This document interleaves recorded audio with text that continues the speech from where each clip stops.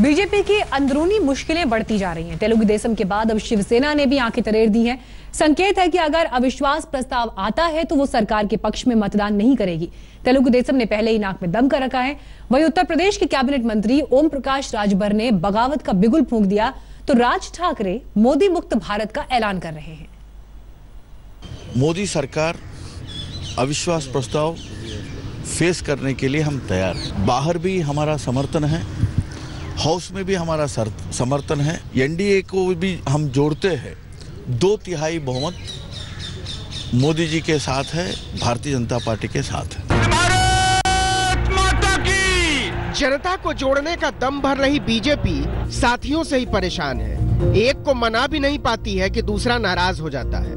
जिन दलों ने दुर्दिन के दिनों में बीजेपी को थामे रखा, उन दलों का दिल भी अमित शाह की पार्टी को लेकर अब बैठ रहा है।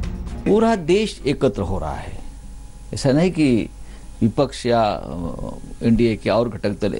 जो सरकार हमें 25 साल तक जनता का विश्वास हासिल करने की बात करती थी, उस सरकार के खिलाफ सिर्फ 5 साल में नो कॉन्फिडेंस अविश्वास का एक ठराव आता है, रेजोल्यूशन आता है। ये भी सरकार को सोचने के लिए मजबूर करेगा। 16 सांसदों वाला तेलुगु देशम पहले ही अपना मोर्चा खोल चुका है। बीजेपी को लग रहा था कि चंद्रबाबू नायडू की पार्टी अलग थलग पड़ जाएगी, लेकिन हुआ उल्टा। इसने एनडीए के भीतर घटक दलों को जुबान दे दी। पॉलिसी में चेंज करने की आवश्यकता नहीं है। हमने कहा कि जो परसेप्शन है, जो मास परसेप्शन है माइनॉरिटी के संबंध में, दलित के संबंध में, उसको खाली बदलने की आवश्यकता है। अब देखिए कि लाइन लग गई है। जो न इधर थे न उधर, वो भी अब साफ साफ बोल रहे हैं कि कम से कम हम मोदी जी के साथ तो नहीं है और बिल्कुल नहीं है। उद्धव ठाकरे जी ने, शिवसेना ने तो पहले कहा कि 2019 में हम चुनाव इंडिपेंडेंट लड़ेंगे, अपनी ताकत पर लड़ेंगे, हम बीजेपी का साथ छोड़कर लड़ेंगे। ये हमने कहा है। 2019 का जो चुनाव होगा वो सबसे बड़ा अविश्वास नो कॉन्फिडेंस मोशन होगा सरकार के खिलाफ। शिवसेना के मान जाने तक महाराष्ट्र में बीजेपी को समर्थन देने वाली एनसीपी से लेकर बीजू जनता दल और नेशनल कॉन्फ्रेंस तक कह रहे हैं कि अगला चुनाव हम किसान और नौजवान से वादा खिलाफी पर नरेंद्र मोदी के नाम और नारे के खिलाफ लड़ेंगे। और जब नो कॉन्फिडेंस मोशन होता है तो बड़ी बहस होती है। वो बहस जो है हिंदुस्तान के मालिक को सुनाई जाती है। मालिक है जनता। तो जो अविश्वास का प्रस्ताव है वो एक तरह से सरकार के सारे कामकाज, क्या हुआ क्या नहीं हुआ, यानी एक तरह से सरकार को जो है उसके भीतर जो है उसका पर्दा हटा देना, बेनकाब कर देना। प्यार से नजदीक जाता है तो उसकी असलियत समझ में आती है। देर आए दुरुस्त आए। राज ठाकरे को ये तो पता चला कि मोदी है क्या और मोदी इस देश को कैसा, यानी हिटलर के स्वरूप में मोदी इस देश को कैसा घेर रहा है, ये हमको बहुत सालों से पता था। सर, मैं ऑपोजिशन में हूँ। जो ऑपोजिशन करेगी वो मैं भी करूँगा वही। ममता बनर्जी तेलुगु देशम के नेताओं से बैठक करने दिल्ली पहुंच रही हैं। सोनिया गांधी डिनर बैठक कर चुकी हैं। राहुल गांधी पार्टी में भारी बदलाव करने वाले हैं और बीजेपी अपने ही साथियों को नहीं संभाल पा रही है। अभी जब तक अमित शाह जी से वार्ता नहीं हो जाती है तब तक मेरा कोई स्टैंड नहीं है। नहीं वार्ता होगी मैं बहिष्कार करूंगा, नहीं वोट देने जाऊंगा। हमारे चारों विधायक यहीं रहेंगे, नहीं वोट देंगे।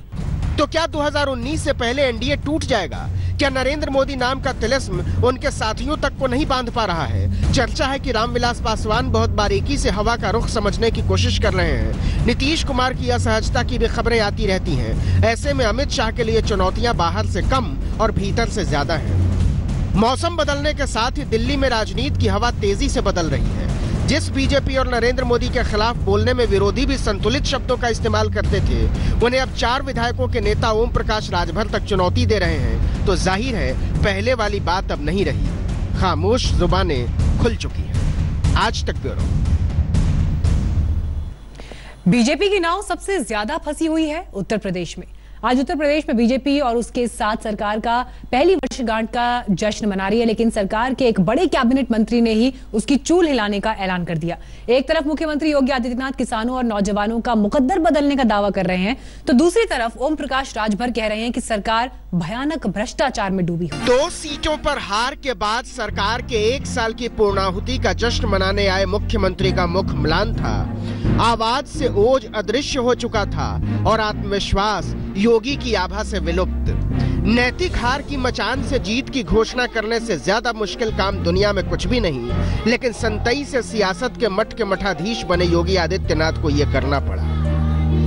प्रदेश के अंदर 86 लाख किसानों का, लघु और सीमांत किसानों का 1 लाख तक की सीमा के कर्ज को माफ करने का निर्णय लिया और देश के अंदर पहली सरकार है जिसने सफलतापूर्वक किसान फसल ऋण मोचन के कार्यक्रम को सफलतापूर्वक पूरे अपने प्रदेश के अंदर लागू किया। विशाल मंच पर सजे इस दरबार में जब योगी के दरबारी हाथ बांधे बैठे थे तो उनका एक वजीर बगावत का बिगुल फूंक रहा था। कहा, झूठी है इस उत्सव की प्रस्तावना, किसानों मजदूरों को ठगा है हमारी हुकूमत ने और कोई सुन नहीं रहा है उनकी आवाज। राज्यसभा के चुनाव में, निकाय चुनाव में हमसे पूछा नहीं, अकेले हम लड़े। उपचुनाव लोकसभा के हुए, हम लोगों से कोई मतलब नहीं। प्रधानमंत्री नरेंद्र मोदी के अपने क्षेत्र बनारस में अति पिछड़ा अति दलित भागीदारी महारैली में ओम प्रकाश राजभर योगी राज को भ्रष्टाचार का रामराज बता रहे थे और बता रहे थे कि अगर उनकी नहीं सुनी गई तो वो सरकार से 2-2 हाथ करेंगे। अभी जब तक अमित शाह जी से वार्ता नहीं हो जाती है तब तक मेरा कोई स्टैंड नहीं है। नहीं वार्ता होगी मैं बहिष्कार करूंगा, नहीं वोट देने जाऊंगा। हमारे चारों विधायक यहीं रहेंगे, नहीं वोट देंगे।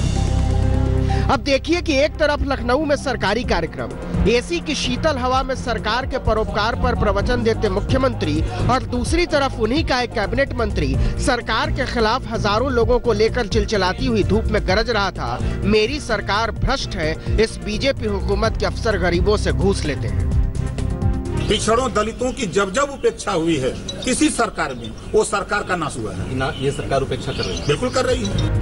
एक मंत्री जब अपनी ही सरकार को भ्रष्ट और बेईमान बताए तो बात मामूली नहीं रह जाती। योगी सरकार के साल भर पूरे होने पर इतना बड़ा मंत्री चुनौती दे रहा था कि हम सरकार की चूल हिला देंगे।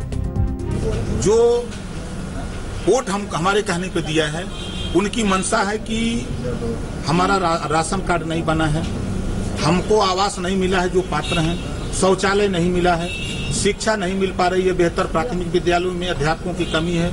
इस बात की हमने उनको गारंटी दिया। अब एक बार फिर से देखिए लखनऊ का ये नजारा। मुख्यमंत्री योगी आदित्यनाथ को ध्यान से देखिए। या मुख्यमंत्री और उप मुख्यमंत्री की जमीन खिसक जाने का असर हो या जनता का बदलता हुआ मिजाज, लेकिन प्रचंड बहुमत के बावजूद बीजेपी के बांकुरों का चेहरा उत्सव के मौके पर भी बुझा हुआ था। आज तक ब्यूरो। तो उत्तर प्रदेश में कैसे फंसती दिख रही है बीजेपी, वो इन तस्वीरों में हमने आपको दिखाया, लेकिन एक ब्रेक के लिए रुकेंगे और ब्रेक के बाद आपको दिखाएंगे।